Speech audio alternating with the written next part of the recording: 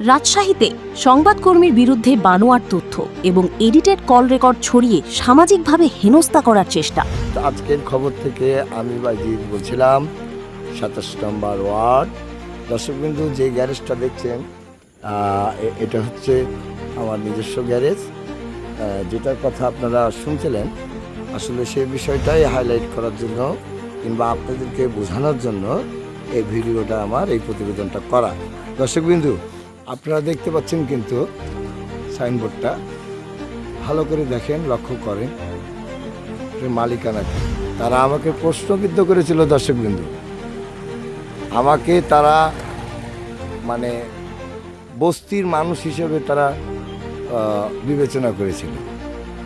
আমার যে একটা নিজস্ব প্রাইভেট কার আছে, সেটাতেও তারা বলে যে এটা রেন্টি কারে নেওয়া। দর্শকবিন্দু, আজকে আমি একটা কথাই বলতে চাই, যারা আমাকে প্রশ্নবিদ্ধ করেছে তারা জানে না যে আমি কে। যদি জানা থাকতো হয়তো বা তারা এই ভুলটা করতো না।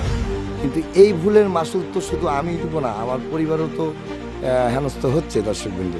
যার কারণে এই কথাটা বলা কিংবা আমার অনেক কিছু গোপনীয়তা যেগুলো আমি বড়াই করতে চাই না, তবুও অনেক সময় মানুষ প্রশ্নবিদ্ধ করে না জেনে।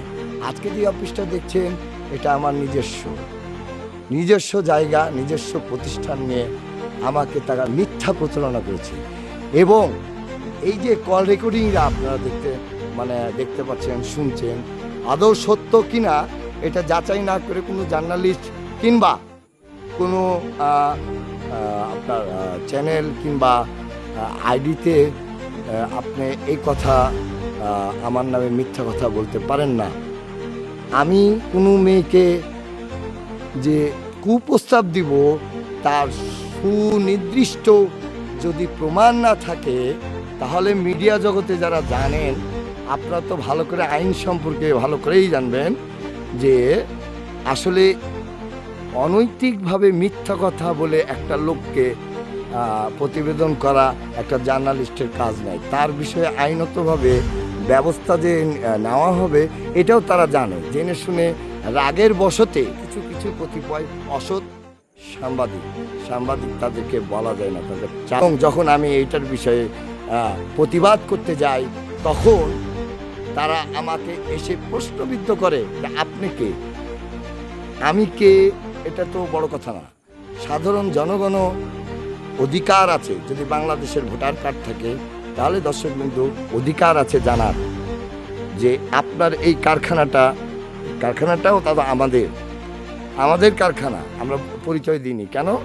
অনৈতিক কাজের সাথে আমার পরিবারও যদি কোনোদিন কোনো বিষয়ে জড়িত থাকে, আমি তাদেরকে ছাড় দিই না। এটা আপনি এলাকাতে এসে আমার তথ্য নিতে পারেন। তথ্যবিহীন আপনারা প্রতিবেদনটা যে করেছেন, আসলে কতটুকু সত্য কতটুকু মিথ্যা না জেনে আপনি কোনো প্রতিবেদন করতে পারবেন না, এবং করাটাও অহেতুক এবং যুক্তিগত না।